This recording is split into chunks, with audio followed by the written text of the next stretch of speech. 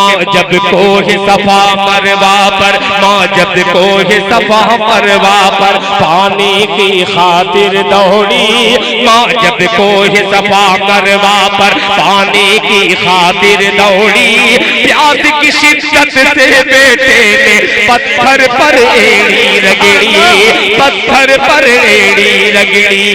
ऐसा निकला, ऐसा निकला, ऐसा निकला पानी है,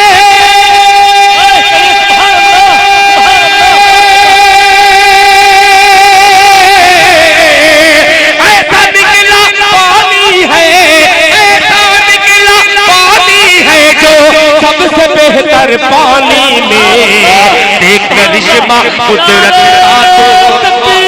अब मैं चाहता हूँ कि वक्त की किल्लत को और वक्त की नज़ाकत को समझते हुए बिना किसी तमहीद के एक ऐसी शख्सियत के दहलीज के लिए चलो आपको, जिन्हें हम और आप जनाब हजरत मौलाना अब्दुल माजिद साहब नदवी मुत्तज़िल आली के नाम से जानते हैं। 4 मिसरों से उसके हुजूर वाला को स्टेज पे माइक पे झापट देते हैं कि नदी की बेवफाई से किनारे टूट जाते हैं।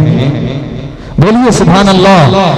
नदी की बेवफाई से किनारे टूट जाते हैं, कोई अपना जो धोखा दे सहारे टूट जाते हैं। नदी की बेवफाई से किनारे टूट जाते हैं, कोई अपना जो धोखा दे सहारे टूट जाते हैं।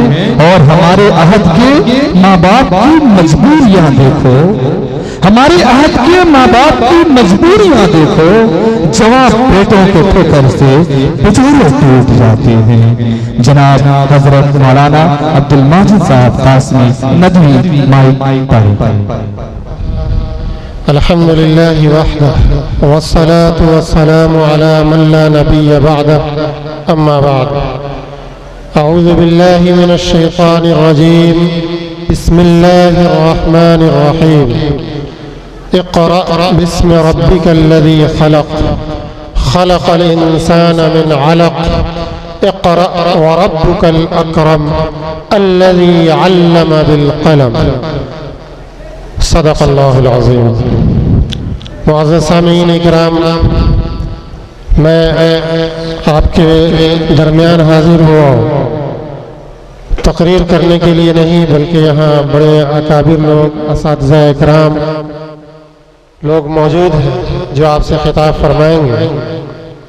मैं चंद बातों की तरह आपका ध्यान जो है मबज़ूल कराना चाहता हूँ।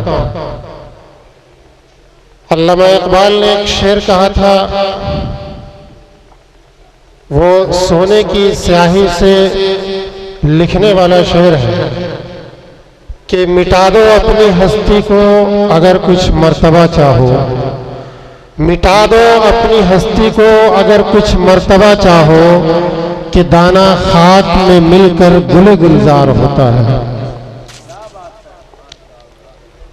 मुअज़्ज़ज़ सामीईन इकराम, हम और आप किसान हैं। किसानों की आबादी से हम और आप उठ करके यहाँ इकट्ठा हुए हैं। हम और आप अच्छी तरह से जानते हैं कि एक रोटी को खाने के लिए हमें किन किन हालात से, किन किन मुशक्क़तों से, किन किन परेशानियों से गुजरना पड़ता है। हमने दौरान तालीम एक सबक पढ़ा था, अल खुब्ज़ के नाम से वो सबक था। मुझे याद आ रहा है कि उस अल खुब्ज़ में मुसन्निफ ने इतने बेहतरीन अंदाज में अल्लाह की नेमत का जो है शुक्र अदा किया है कि हम उसका अंदाजा नहीं कर सकते। उन्होंने जो है उस सबक के अंदर लिखा है कि किसान एक रोटी को खाने के लिए किन किन मराहिल का वो सफर तय करता है, किन किन मरहलों से वो गुजरता है। वो खेत की जो है जुताई करता है, फिर जो है उसमें दाना डालता है, फिर उसके जो है फजूल घास को और सब्जियों को उससे निकालता है, अलग करता है, उसमें खाद देता है, पानी देता है। वो दिन को दिन नहीं और रात को रात नहीं समझता, वो अपने आप को कीचड़ में डुबो देता है, फिर जाकर के नन्हा सा पौधा उससे तैयार होता है। और वो नन्हा सा पौधा, उस नन्हे से दाने से वो नन्हा सा पौधा निकलता है, जो दाना उस खाद के अंदर मिल करके खत्म हो जाता है, अपनी हस्ती को मलियामेट कर देता है, नेस्तो नाबूद कर देता है, तब जाकर के उसके अंदर से एक छोटा सा नन्हा सा पौधा निकलता है।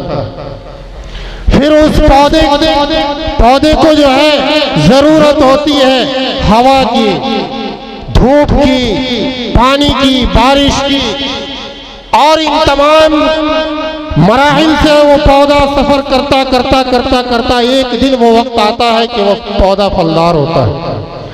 फिर वो उस पौधे को किसान तोड़ता है, फिर उसको मसलता है और फिर उसको सुखाता है, उसकी हिफाजत करता है, फिर उसे जो है चक्की में ले जाता है। चक्की में उस आटे की परेशानी ये होती है कि चक्की उसे मसल करके बारीक कर देती है। उसमें उन्होंने उस गेहूं के दाने से भी बात की है कि बताओ अगर उस गेहूं की जगह पे अगर तुम होते तो तुम्हें कैसा लगता कि चक्की जब दोनों तरफ से उसे पीस करके और बारीक कर देती है। भाइयों, बुजुर्गों और दोस्तों, हमारा पेट भरने के लिए वो गेहूं एक दाना किन किन परेशानियों का सफर करता हुआ, तय करता हुआ जो है वो हमारी पेट तक पहुंचता है। फिर जब वो आटा तैयार होता है, फिर उसे हम लाते हैं, पानी से गूंथते हैं, फिर उसे हम जो है बेलते हैं और फिर उसको क्या करते हैं, गरम तवे पे रखते हैं। गरम तवे पे वो रोटी पकती है, तपती है, तब जाके खाने के लायक होती है। भाइयों, माफ कीजिएगा, 5 मिनट का वक्त मिला था। बताने का मकसद यह है कि एक रोटी, एक निवाला खाने के लिए हमें कहां से लेकर के और कहां तक का सफर तय करना पड़ा।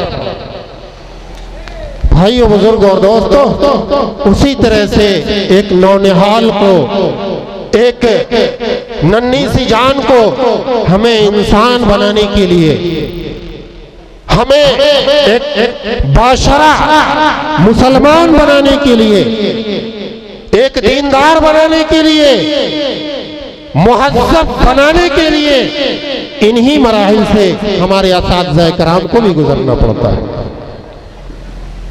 भाइयों, बुजुर्ग और दोस्तों, आपको नहीं मालूम है कि एक छोटी बच्ची जब हमारे इदारे में, इस इदारे में दाखिला लेती है, उसे बिस्मिल्लाह पढ़ने का सलीका नहीं मालूम होता, उसे ये नहीं मालूम होता कि बाकी अदायगी कैसे होती है, उसे ये नहीं मालूम होता कि शीन की अदायगी कैसी होती है, उसे ये नहीं मालूम होता कि जबान के किस हिस्से को तालु के किस हिस्से से सटाने से शीन अदा होता। लेकिन हमारे असातिज़ा बराबर मुसलसल उस पर मेहनत करते हैं और मेहनत करते करते करते करते वो वक्त आता है कि वो बच्ची बखूबी शीन अदा करने में जो है काबिलियत हासिल कर लेती है।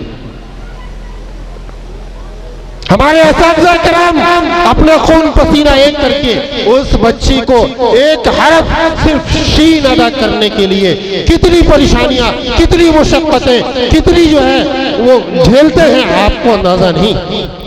मेरे भाइयों, बुजुर्ग और दोस्तों, कभी कभी अपनी बच्चियों के अंदर झांक करके देखा कीजिए। हमें बार ये शिकायत होती है कि अरे हमारी बच्ची तो 2 साल से पढ़ रही है, अभी तक कुछ नहीं आया उसको। अरे कंप्यूटर थोड़ी है,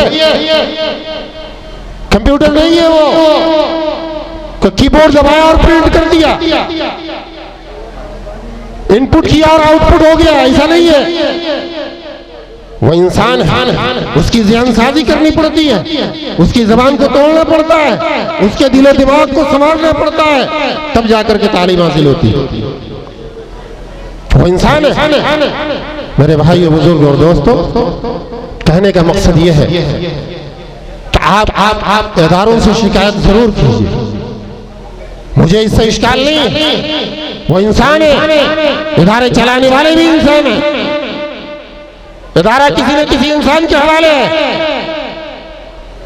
लेकिन अगर शिकायत हो तो बराह रास्त आप इदारे वाले से शिकायत कीजिए। लेकिन अल्लाह आप कभी भी इस इदारे की गीबत न कीजिए, गायबानी में इस इदारे की शिकायत दूसरों से न कीजिए, वरना अल्लाह की यहाँ बड़ी जबरदस्त पकड़ होगी। भाइयों, अभी हजरत बता रहे थे कि ये इदारा सिर्फ जो है तालीम का मरकज नहीं, ये इदारा इंसान की फैक्ट्री है, इसमें इंसानियत सिखाई जाती है, इसके अंदर जो है इंसान को इंसान बनाया जाता है, एक आदमी को इंसान बनाया जाता है, उसमें वक्त लगता है। मैं इस इदारे के एक मुमतहिन की हैसियत से भी, चूंकि मेरे अजीज जो है हर इम्तिहान के मौके से मुझे याद करते हैं, और ये खादिम अपनी खिदमत के लिए जो है हर वक्त यहाँ हाजिर होता है ताकि जो है मेरी कुछ हिस्सेदारी हो जाए। तो मैंने देखा, इसका अंदाजा किया कि इन लोगों ने जो मेहनत किया बच्चियों पर, उसको हम अपनी जबान से बयान नहीं कर सकते और बयान करने के काबिल भी नहीं है।